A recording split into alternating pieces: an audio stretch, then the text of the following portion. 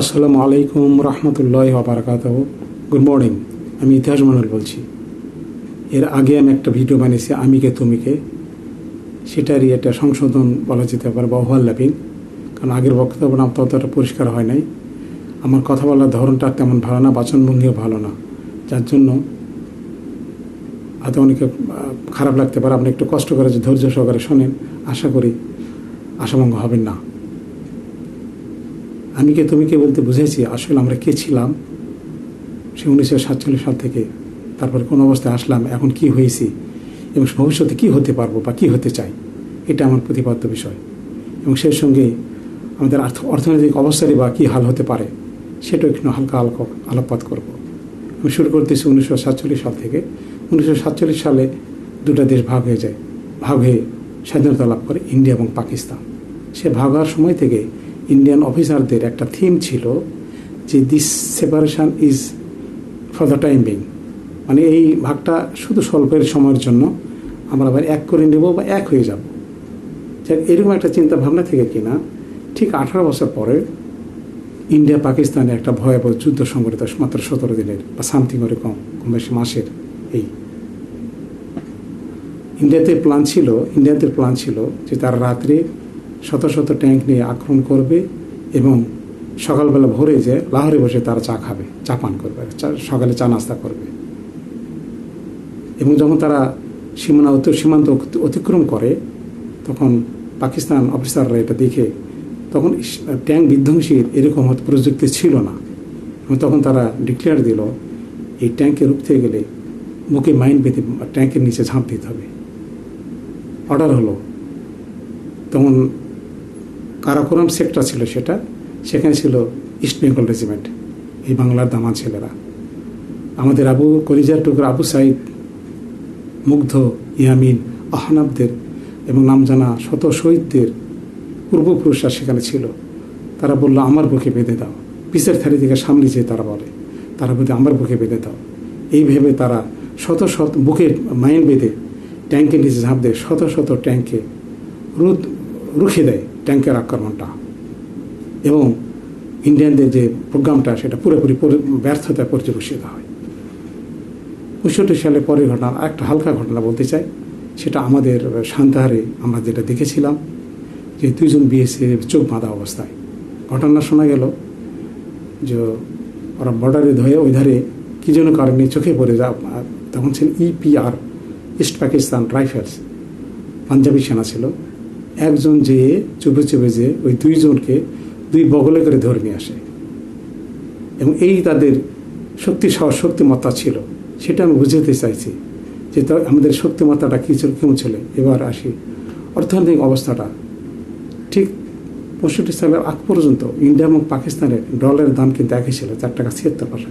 যেটার আগের ভিডিও হালকা একটু আলোকপাত করেছি। কিন্তু যুদ্ধের পরবর্তী 6 বছরের ভিতরে তার ডলারের দাম হু হু করে বেড়ে যায়। অন্যান্য দেশের অবশ্য কিছু বাড়ে, কারণ মানে ইনফ্লেশন যেটা মুদ্রাস্ফীতির জন্য কিছু বাড়তেই পারে, কিন্তু ইন্ডিয়ার দাম 1.5 গুণের বেশি বেড়ে গেল। ওখান থেকে ফিলিপিন্সেরও দাম বাড়ল, তার সঙ্গে নিউজিল্যান্ড এবং হংকংয়ের দাম বেড়ে গেছিল। মাঝখান থেকে পাকিস্তান এবং থাইল্যান্ডের দাম ঠিক থাকে। সে অর্থনীতির দাম বেড়ে যাওয়া মানে তো অর্থনীতি দুরবস্থা, এবং সত্যি ইন্ডিয়াতে চরম দুরবস্থার ভিতরে তারা পড়েছিল। এখন থাইল্যান্ড যেহেতু সমানতালে ছিল, এখন এই মুহূর্তে 55 বছর থাইল্যান্ডের ভাতের দাম কিন্তু এখনও ডবল হয়নি, ডবলের কম হয়েছে। অর্থাৎ আগে যাদের 21 টাকা ছিল এখন সেটা 35 টাকা হয়েছে। আমি হিসাবের সুবিধার জন্য আমি 40 টাকা ডবল 40 বাতি ধরতেছি। সেই তুলনায় আমাদের টাকার মান আসতো 10 টাকা। এবং সেইভাবে তুলনা করলে সয়াবিন তেল হতো 15 টাকা বা সামথিং, চিনি হতো 12 টাকা, আটা হতো 3 টাকা। এটা কি কল্পনা করা যায়? যাই এটা আসলে অকল্পনীয়, এখন হয়তো পারা যেত না, কিন্তু একটু হালকা কল্পনায় ফিরে আছি। সেটা হলো ফিলিপিন্সের তখন দুর্বল ছিল 71-এ, তাদের এখন অবস্থা হয়তো 8 গুণ 9 গুণের মতন। তাদের সঙ্গে তুলনা করলে আমাদের সে টাকার মান আসতো তার 4 টাকা 76 পয়সা, তো 40 টাকা। আর ডলার যদি 40 টাকায় হতো তাহলে সয়াবিনের দাম কত হতো? 120 টাকা ডলার প্রতি 3 ভাগের 1 ভাগ হতো। এবং আমাদের জীবনযাত্রা কত সুন্দর হতো, কত আরামদায়ক হতো। যাই হোক, সবই দুর্ভাগ্য সৌভাগ্য বলি এখন সেটা বাস্তবতা আমাদের মেনে নিতে হবে এবং আমরা চেষ্টা করব সেটা আমরা উন্নতি করতে পারি কিনা। এখন 120 টাকা ডলারটাকে আমরা নিয়ে যেতে পারবো 180, 60 বা 40-এ। ছোট্ট একটা ঘটনা বলে শেষ করতে চাই। সেটা হলো সাউথ আফ্রিকার দেশ রুয়ান্ডা। আর 30 বছর আগে খুব দরিদ্র পীড়িত দেশ এবং খুব দাঙ্গা লেগে থাকতো সবসময়। তুর্সি এবং হুতি দুই সম্প্রদায়ের লোক চরমভাবে তারা দাঙ্গা লিখতেছিল। 94 সালে দুই জাতিগত দাঙ্গায় তারা 8 লক্ষ লোক মারা যায়। তাদের সৌভাগ্য, হঠাৎ তাদের নেতাদের হুঁশ ফিরে যে তারা কি করছে। তখন তারা ভেদাভেদ ভুলে সবাই কাঁধে কাঁধ মিলে দেশে আত্মনিয়োগ করে এবং এখন তাদের রাজধানী কিগালি বিশ্বের ভিতরে একটা সুন্দরতম শহর, পরিচ্ছন্ন শহর এবং এত বিনিয়োগ বান্ধব। বিনিয়োগ সূচক ছিল আগে যেতে 137, এখন সেটা মাত্র 38। সারা পৃথিবীর বিনিয়োগকারীরা সেখানে ছুটে চলেছে। আর আমাদের বিনিয়োগ সিম্বলটা জানেন আপনারা, সেটা হলো এখন আমাদের দেশে 168।